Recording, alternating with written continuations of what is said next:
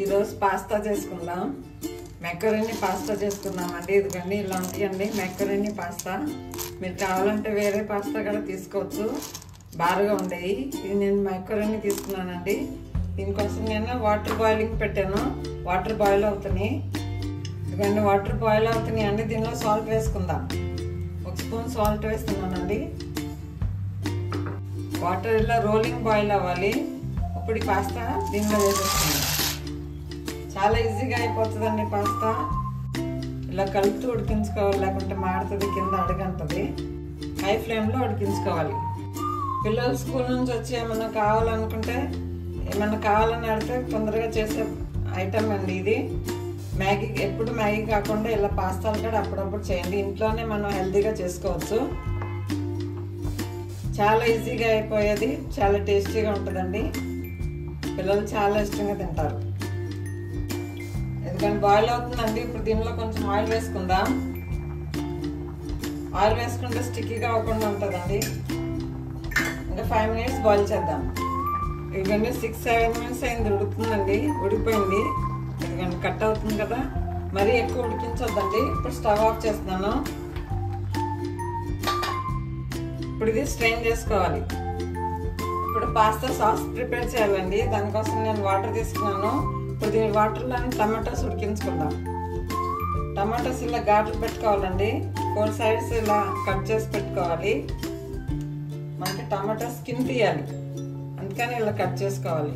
ఎక్కువ ఉడికించొద్దండి టమాటోస్, కొంచెం ఉడకాలి అంతే.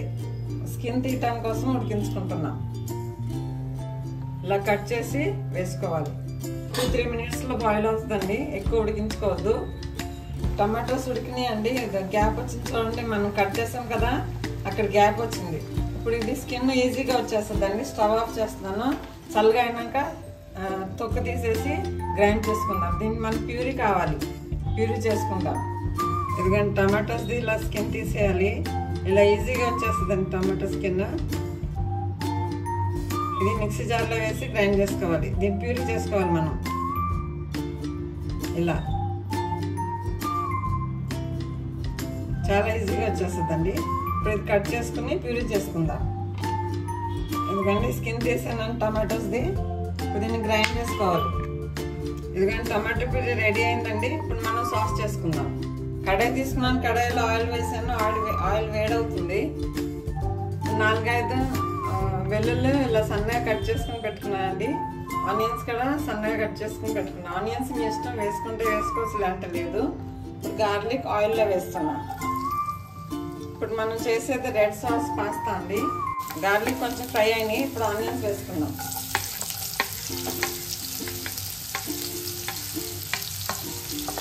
ఒక చిన్న ఆనియన్ కట్ చేసి వేసానండి.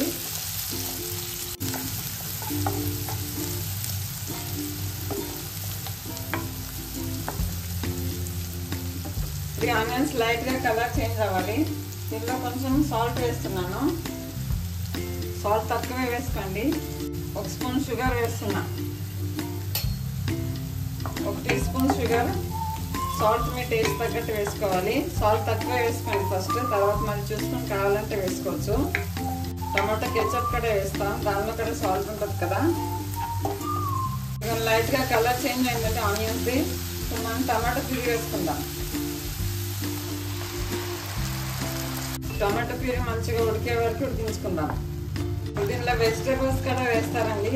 ఇప్పుడు మీకు వెజిటేబుల్స్ వేసుకోవాలనుకుంటే బ్రాకలీ ఇంకా స్వీట్ కార్న్ పాస్తా ఉడికేటప్పుడు వేసుకోవచ్చు అండి. ఇప్పుడు ఈ సాస్లో క్యాప్సికమ్ కూడా వేసుకోవచ్చు. వెజిటేబుల్స్ వేసుకుంటే సాస్లో క్యాప్సికమ్ కూడా వేసుకోవచ్చు.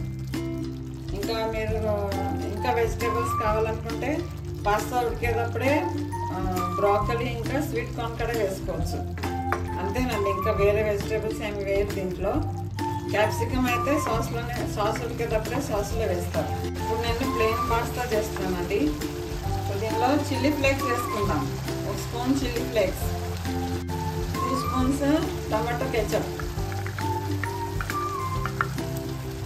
సాస్ దగ్గరికి అయింది. ఇప్పుడు మనం ఉడికించుకుని పెట్టుకున్నాం కదా పాస్తా మెకరోనీ, అది వేసుకుందాం.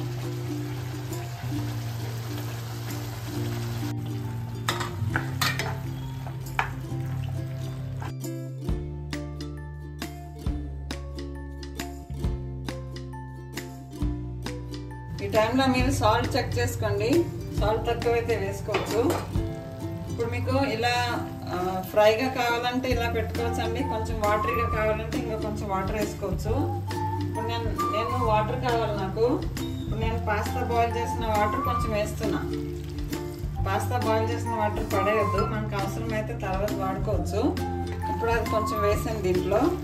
నాకు ఇలా సాసీగా కావాలి, అందుకని ఇంకా కొంచెం వాటర్ వేస్తున్నా. ఎందుకంటే రెడీ అయింది, పాస్తా రెడీ అయిందండి. ఇది రెడ్ సాస్ పాస్తా అండి. ఇప్పుడు దీంతోనే మనం పింక్ సాస్ పాస్తా కూడా ప్రిపేర్ చేసుకోవచ్చు. దీనిలో ఫ్రెష్ క్రీమ్ కలిపితే పింక్ సాస్ పాస్తా రెడీ అవుతుంది.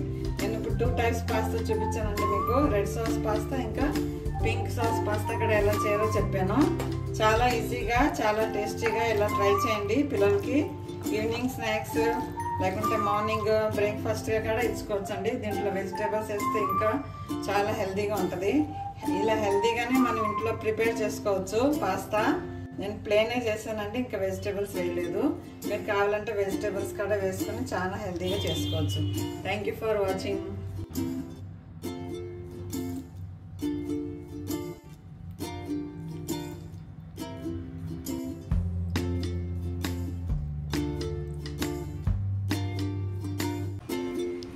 Please like, share and subscribe.